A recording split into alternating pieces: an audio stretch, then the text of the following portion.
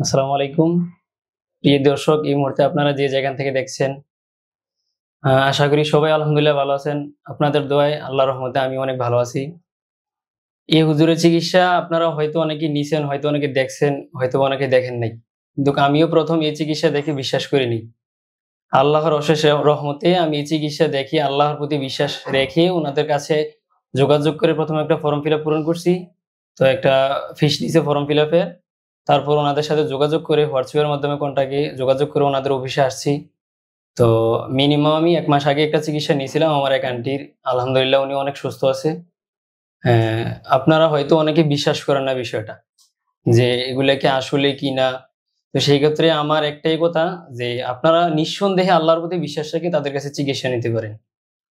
আল্লাহর রহমতে এর আগে আমি একটা চিকিৎসা নিছি সেটাও অনেক আলহামদুলিল্লাহ ভালোই। এখন একটা চিকিৎসা নিতে আসছি। আশা করি আল্লাহর রহমতে এটাও হবে। তো বেশি কিছু বলতে চাই না, এতটুকুই যে আপনারা কোন ধরনের কোনো সন্দেহ করবেন না। অবশ্যই তাদের সাথে যোগাযোগ রেখে এবং একটা ফর্ম ফিল আপ পূরণ করে তাদের যদি আপনাদের কোনো আত্মীয়স্বজন এরকম সমস্যা হয়ে থাকে, তাহলে তাদের সাথে যোগাযোগ করে এরকম চিকিৎসা নিতে পারেন।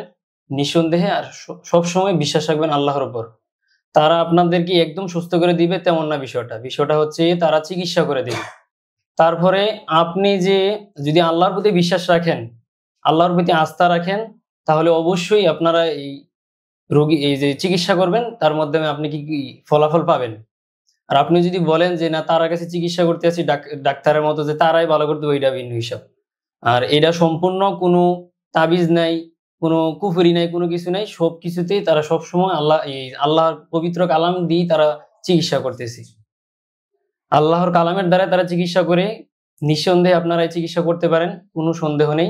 আপনারা আমার জন্য দোয়া করবেন এবং হুজুরের জন্য দোয়া করবেন।